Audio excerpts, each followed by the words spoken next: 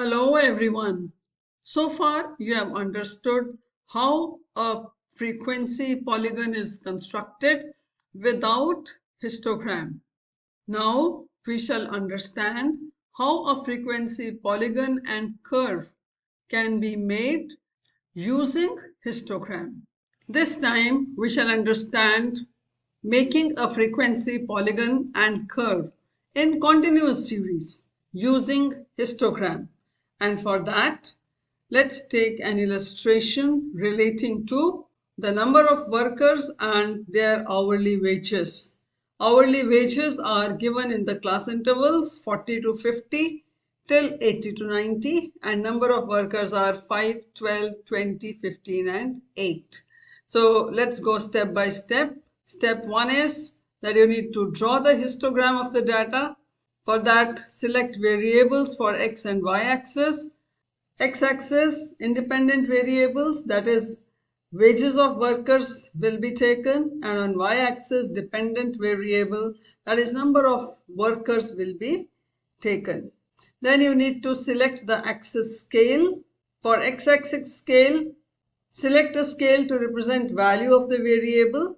Here wages of rupees 10 can be represented by 10 millimeter point. So x-axis scale is 10 mm is equal to 10 rupees.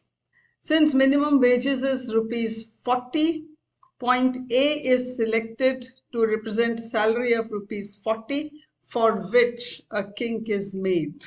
Because there is a difference between 0 and 40, thereafter the difference is of 10 each. On y-axis, scale taken is 10 millimeters, shown by A dash, which is equivalent to 5 workers. Then you need to decide for the length of x-axis. Total length of x-axis, that is OX, will be, as we have already understood, assumed bar width in millimeters plus number of bars, which is same as number of class intervals to be represented, plus margin on the left and the right hand side of the bars.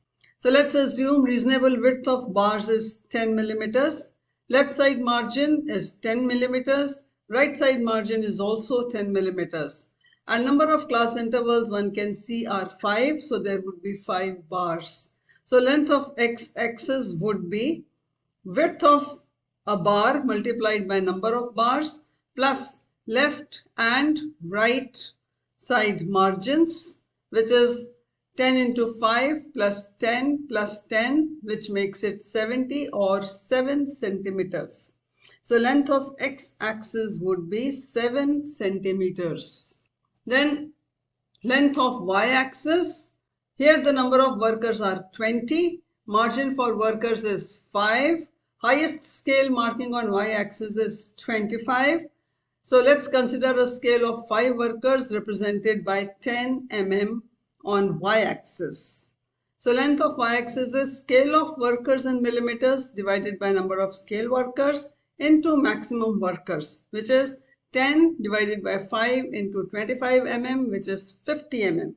Including margin, then it becomes 60 mm or 6 centimeters. So length of y-axis is 6 centimeters. Then you need to take a graph paper, select a point O near the left side of the graph paper at such a location that both the axes, x-axis 7 centimeters and y-axis 6 centimeters, can be accommodated. Point A can be 10 millimeters from the left end of the graph paper. Then draw a line OX, which is 7 centimeters long on x-axis, and draw a line OY, which is 6 centimeters long on y-axis. Then you need to mark the variables on x-axis, which is wages of workers. Scale we have already taken, 10 mm is equivalent to 10 rupees. So starting from point O, mark 40 at 10 millimeters. Being the minimum wage, there is a kink, and 50 at 20 millimeters on the x-axis. Likewise mark up to 90. Then marking of dependent variable, that is number of workers, where scale taken is 10 millimeters equivalent to 5 workers.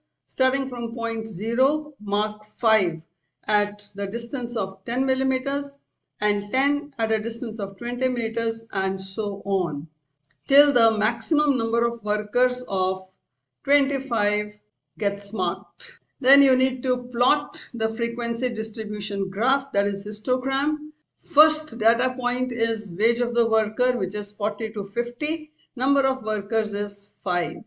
As we have done it earlier also, and I hope you know the whole procedure. So we have first rectangle showing 40 to 50 as A, B, E and D. And from here onwards, one can keep making the bars which represent a histogram of equal intervals.